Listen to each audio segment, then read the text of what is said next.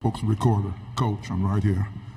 First of all, we're praying for you that your health will Thank improve. you, brother. Appreciate that, man. There's 3 black coaches in this conference, and throughout the season, each one of you has been put on a hot seat by the white media. I'm hoping that you survive this, but because we know black coaches sometimes don't. Thank you. But can you speak on just the fact that the 3 of you are doing the job that you've been hired to do, representing as coaches? There was black kids in the stands today that got to see you coach, and we'll see the other 2 black coaches during this tournament. Can you just speak on that? Recently fired Michigan head coach Juwan Howard was asked this question in his press conference. Now, instead of considering the substance and the long history of media, specifically in sports, conservatives went for the jugular with the reporter and journalist who asked the question, whose name is Charles Hallman of the Minnesota Spokesman Recorder, seen here on the far left side of the screen. Thus, a sample of their reactions. This woke black journalist actually asked Juwan Howard about being on the hot seat pretty much by the white media. This guy, Charles Hallman right here, he's woke. Because look at his bio right here. He identifies as a black journalist. Not a journalist, a black journalist. It must be the white media. Good thing we got the black reporter out there. I guess he's not part of the white media, black reporter who is putting this into question. Listen, maybe I'm being too hard on this guy. Maybe it's like a Make-A-Wish thing and he's not actually a reporter, has no idea what he's doing. What? Let me get this straight. I want to make sure I'm understanding Private Doofus here. You expect me to believe that the white media, whatever the that is, you expect me to believe this mythical white media is the reason that Juwan Howard was fired? You expect me to believe that this mythical white media has so much influence over the Woke U campus in Ann Arbor, Michigan, and they use this influence to get a black head coach fired? The same white media who constantly apologizes for their white privilege, the same white media who creates division in this country by pushing mythical racism, the same white media who claims white men are born with inherent racism and black men are born into a culture of victimization, the same white media who pushes for reparations. You expect me to believe that media is the reason Juwan Howard got fired? This is what brain rot looks like. When Twitter user Ant asked, "Who is asking this question? Is this a real media person?" Hallman replied, "Yes, look me up. I've probably been in media longer than you've been born." Are you as critical about the endless questions asked of Coach about his job? Just saying.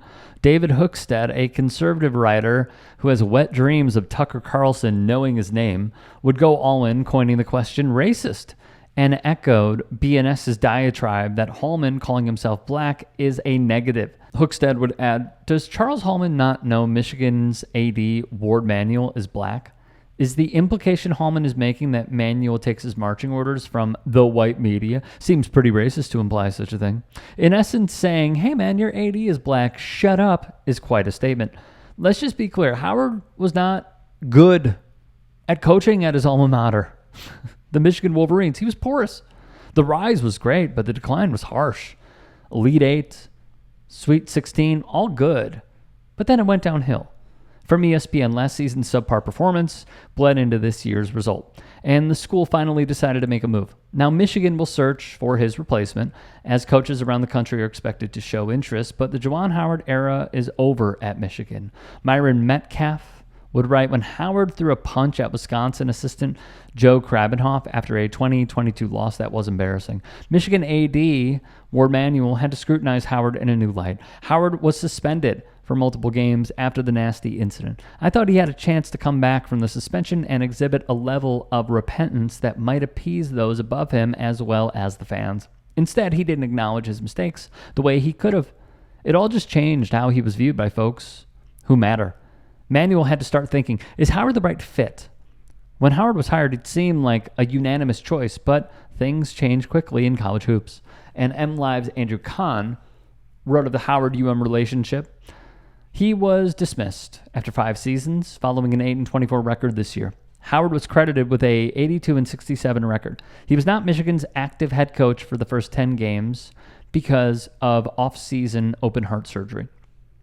Howard would release the following statement. During my tenure as head coach, we shared memorable seasons and achievements, including a Big Ten championship, back-to-back Sweet 16 appearances, and being within one game of the Final Four. I was honored to be named AP National Coach of the Year and Big Ten Coach of the Year in 2021. My devotion and dedication to this program, and most importantly to my players and their family, provided a challenge that I welcomed and embraced, which required me to grow and expand my capabilities both personally and professionally. My health challenges during this past season tested my resolve, but true to the form of a Michigan man, I stood and faced them with the support of my family, players, and staff. I want to give a special shout out to all players I coached. You guys were and will always be my everything. Michigan will always be a significant part of my legacy, and I will be a significant part of theirs. Michigan man forever.